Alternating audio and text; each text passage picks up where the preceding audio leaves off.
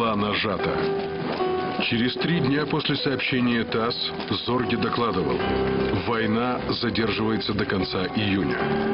Появилась надежда. Успеем. Но было слишком поздно. До нападения оставалось меньше недели.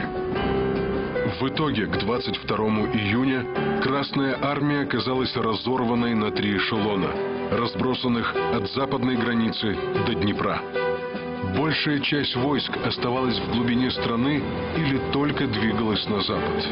А немецкие войска уже стояли у советских границ плотной массой. Справка. К началу войны в Прибалтике 21 советской дивизии в первом эшелоне противостояли 34 дивизии немцев. В Белоруссии против 26 дивизий Красной Армии стояло 36 немецких дивизий.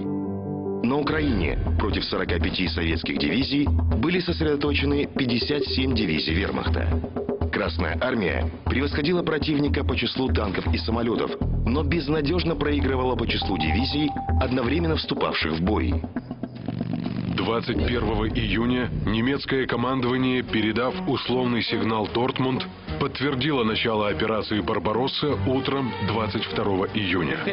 Танки, бронетранспортеры, тягачи и автомашины двинулись к границе. Вечером 21 июня немецкие командиры построили своих солдат. Подсвечивая себе фонариками, они зачитали обращение Гитлера. Само существование народа Германии находится теперь в ваших руках. В предстоящей войне солдаты вермахта должны были руководствоваться простыми формулировками, такими как «приказ генерала Гёпнера». Борьба должна преследовать цель превратить в руины сегодняшнюю Россию и должна вестись с неслыханной жестокостью. Но не все солдаты жаждали принять участие в спасении цивилизации таким путем. Выслушав своего командира, сапер Альфред Лисков бросился к границе, переплыл Буг и сдался советским пограничникам.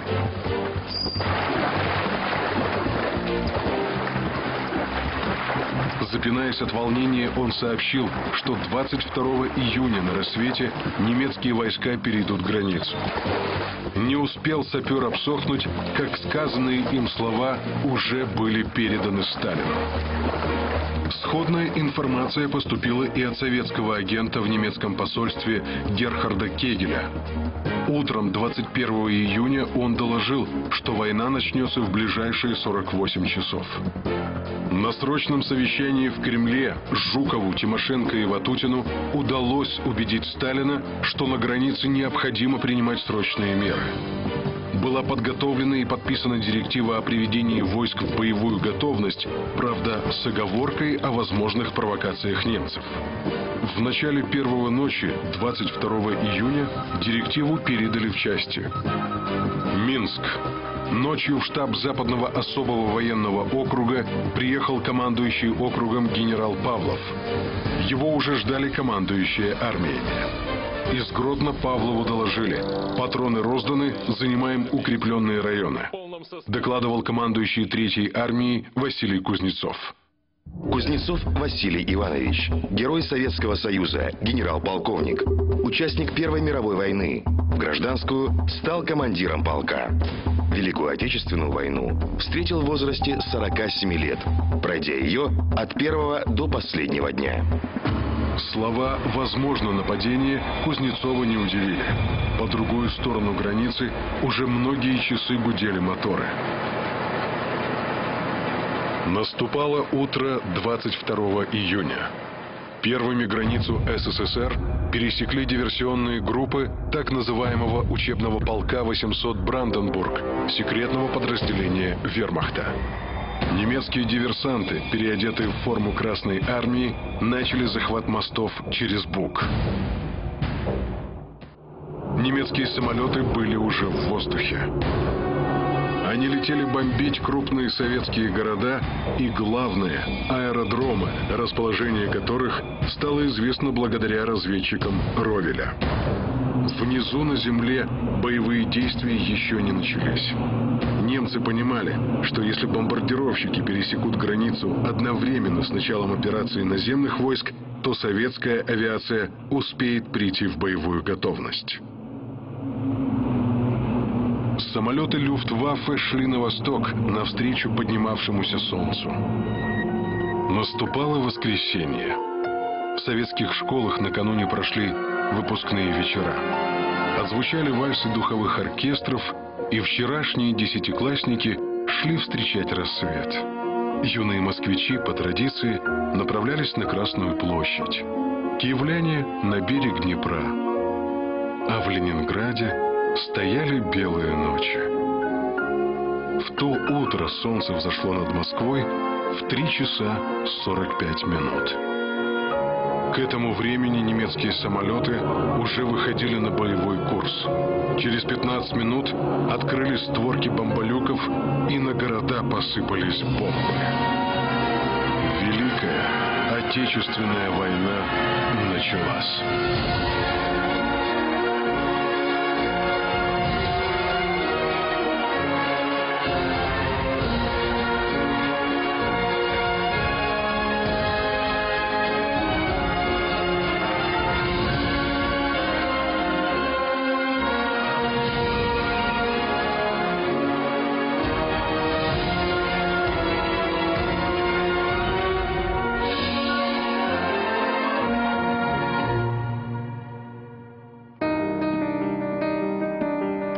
Опасения немцев были не напрасны. Командир одного из истребительных полков, капитан Беркель, услышав на границе канонаду, объявил боевую тревогу. И в 4 часа 5 минут 3 эскадрильи поднялись в воздух, первыми оказав сопротивление врагу и уничтожив в бою 3 немецких самолета. Аэродром Млынов на Украине стал настоящим кладбищем немецких бомбардировщиков.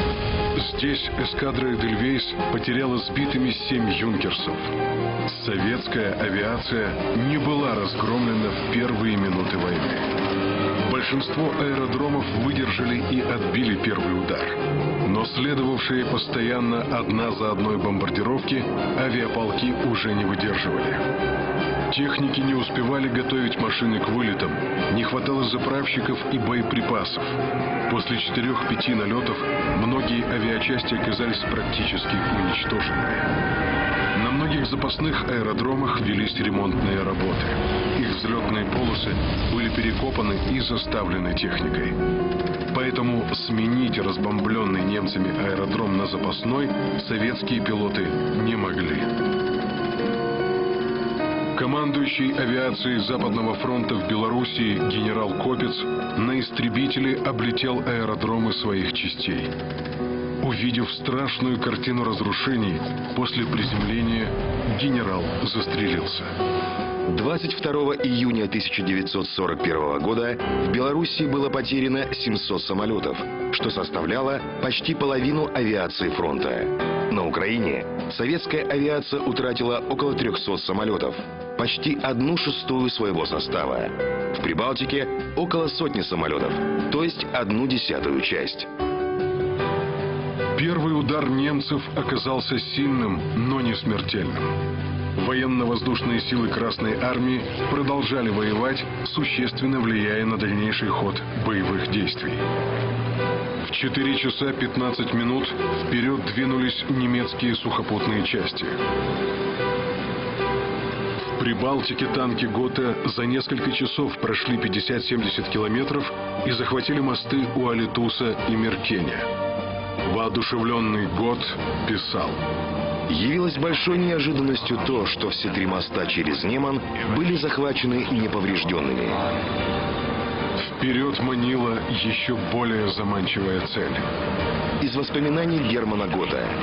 На самом деле, все стремились поскорее оказаться на пути к Москве.